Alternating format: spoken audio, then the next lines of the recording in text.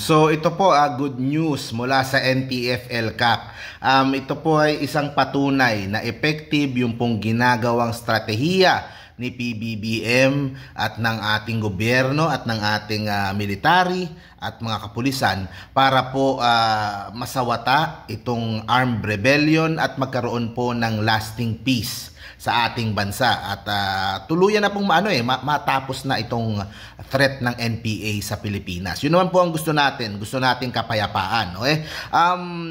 NTF-ELCAC hails landmark conviction in terrorism financing case in Western Visayas. Okay? Ito po ay isang matagal ng problema sa Pilipinas.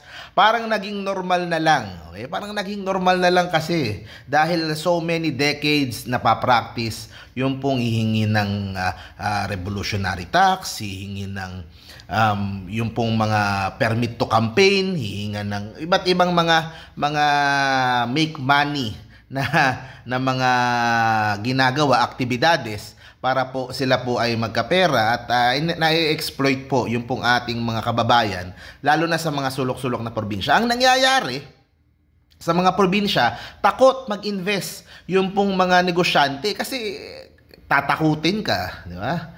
Hihingang ka. Diba, kung hindi, nakikita natin kung hindi ka magbigay, minsan susunugin yung gamit mo, sisirain yung kung ano man pwedeng sirain.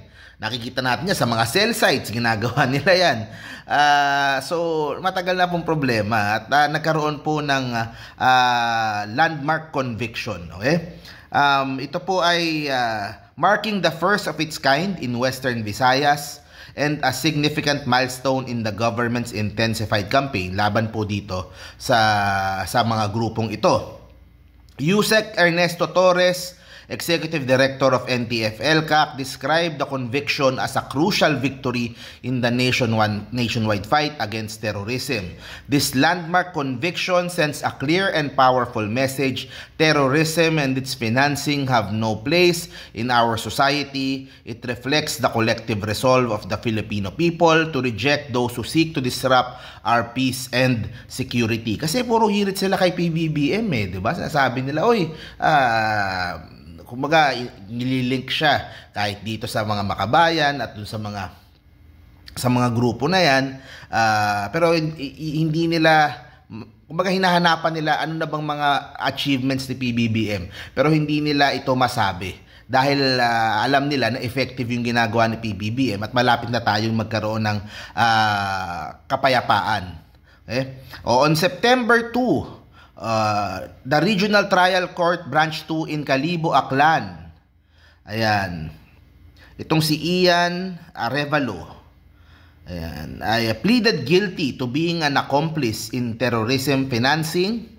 So siya po ay kasama dito sa NPA Committing Rion Panay Taxation Unit. Was involved in extorting money from businesses, contractors, politicians across Panay Island and the other parts of Western Visayas. He was apprehended during an entrapment operation in Makato, Aklan. While in detention, he recognized the exploitation and deceit underlying yung pong mga extortion activities nila. Sa totoo lang guys, actually nakukwento din nila sa akin to. Minsan nga hindi na prinsipyo yung pinaglalaban, minsan yung pagpamumundok ng iba, ginagawa na lang nila para sa mga money making na ganito. Yan na lang ang nila, yan ang kanilang kumikitang kabuhayan. 'Di ba? Kaya patuloy nilang ginagawa. Minsan hindi na sa ideolohiya Minsan talagang mga gumagawa na lang ng mga illegal na ganyan So malaking bagay ito pong pagka huli sa kanya at pag-plead niya ng guilty para po, kumbaga, to show po na the government is serious about ending this. Tatapusin na ito. Magkaroon na tayo ng lasting peace. Okay? This conviction is a testament to the strength and fairness of our justice system. It underscores that those who support or engage in terrorist activities will inevitably face the full force of the law. Sabi ni Yusek Torres. Yan. So, ayun. The success of this operation, executive in partnership with the Special Task Group on Countering Communist Terrorist Group, Research Generation, and the Joint Focus Legal Action Team 6, alongside the National Prosecution Service, is a triumph not just for law enforcement but for every Filipino committed to peace and security. This legal victory strengthens our resolve to continue our campaign against all threats to peace and order.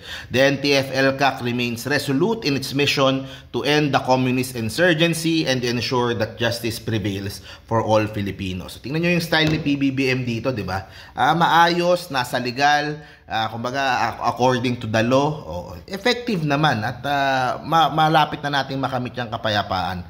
Hopefully by the end of the year or early next year, makikita nyo po, itong threat na ito ay magtatapos sa termino ni PBBM.